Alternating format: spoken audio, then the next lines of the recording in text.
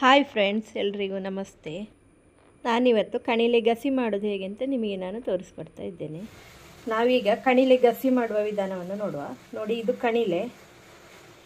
ಕಣಿಲೆ ಅಂದರೆ ಎಳೆ ಬಿದಿರು. ಇದು ನೋಡಿ, ಎಳತ್ತು ಬಿದಿರಿದು. ಬಿದಿರನ್ನು ಕೊಚ್ಚಿ ಮಾಡುವಂಥದ್ದು ಇದು. ನೋಡಿ, ಇದಕ್ಕೆ ಕಣಿಲೆ ಅಂತ ಹೇಳ್ತಾರೆ. ಇದು ಕೊಚ್ಚಿ 3 ದಿನ ನೀರಲ್ಲಿ ಹಾಕಿಡಬೇಕು. ನೀರಲ್ಲಿ ಹಾಕಿಟ್ಟ ನಂತರ ಆಗ ದಿನ ನೀರು ಚೇಂಜ್ ಮಾಡ್ತಾ ಇರಬೇಕು. ಚೆನ್ನಾಗಿ ತೊಳಿಬೇಕು. ಇದು ನೀರಲ್ಲಿ ಹಾಕಿಟ್ಟು 3 ದಿನ ಆಯಿತು. ಈಗ ನಾವು ಇದನ್ನು ಗಸಿ ಮಾಡಲಿಕ್ಕೆ ಉಪಯೋಗಿಸುವ. ನೋಡಿ, ಇದು ಮೊಳಕೆ ಬರಿಸಿದ ಪಚ್ಚೆಸರು. ನೋಡಿ, ಇದು ಕಣಿಲೆ ಹೀಟ್ ಅಲ್ವಾ, ಅದಕ್ಕೆ ಪಚ್ಚೆಸರಲ್ಲಿ ಮಾಡಿದರೆ ಒಳ್ಳೆಯದು ಅಂತ. ನೋಡಿ, ಈಗ ಮಾಡುವ ವಿಧಾನವನ್ನು ನೋಡ್ಕೊಳ್ಳುವ. ಮೊದಲಿಗೆ ನಾವು ಕಣಿಲೆಯನ್ನು ಬೇಯಿಸ್ಕೊಳ್ಳುವ. ಈಗ ನೋಡಿ, ಒಂದು ಮಡಿಕೆಯಲ್ಲಿ ನೀರು ಹಾಕಿದ್ದೇನೆ. ಈಗ ನಾವು ಈ ಕಣಿಲೆಯನ್ನು ಒಲೆಗೆ ಹಾಕೊಳ್ಳುವ, ಬೇಯಲಿಕ್ಕೆ ಹಾಕೊಳ್ಳುವ. ಈಗ ನಾವು ಮೆಣಸಿನ ಹುಡಿ, ಬೆಲ್ಲ, ಅರಿಶಿನ ಹುಡಿಯನ್ನು ಹಾಕೊಳ್ಳುವ.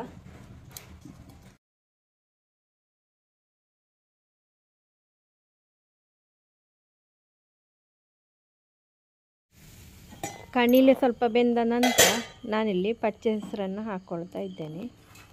ಈಗ ನಾವು ಇದಕ್ಕೆ ಪಚ್ಚೆ ಹೆಸರನ್ನು ಹಾಕೊಳ್ಳುವ.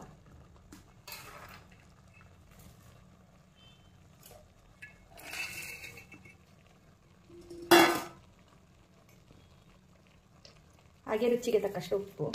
ಹಾಗೆ ಇದನ್ನು ಚೆನ್ನಾಗಿ ಮಿಕ್ಸ್ ಮಾಡ್ಕೊಳ್ಳುವ. ಈಗ ನಾವು ಮಸಾಲೆಯನ್ನು ಮಾಡ್ಕೊಳ್ಳುವ. ಇದೆಲ್ಲ ಹಸಿ ಮಸಾಲೆ, ನಾವು ಹುರಿಲಿಕ್ಕಿಲ್ಲ.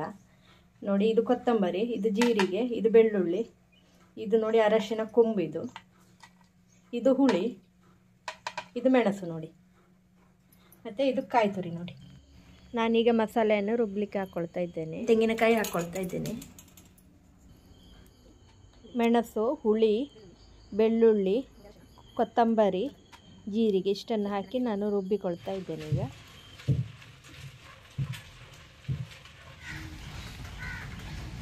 ನೋಡಿ, ಅರಪ್ಪೆಲ್ಲ ಸಣ್ಣಾಗಿದೆ. ನೋಡಿ, ಇಷ್ಟಾದರೆ ಸಾಕು. ಈಗ ನಾವೊಂದು ಪಾತ್ರೆಗೆ ತೆಗೆಯುವ.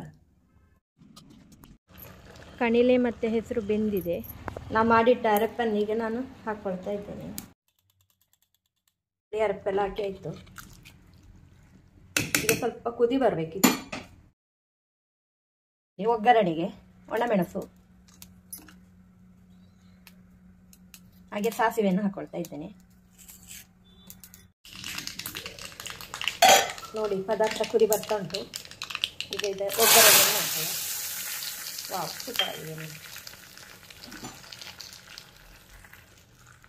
ಕಡಿಲೆ ಪದಾರ್ಥ ತುಂಬ ರುಚಿಯಾಗಿ ಬಂದಿದೆ. ನೋಡಿ,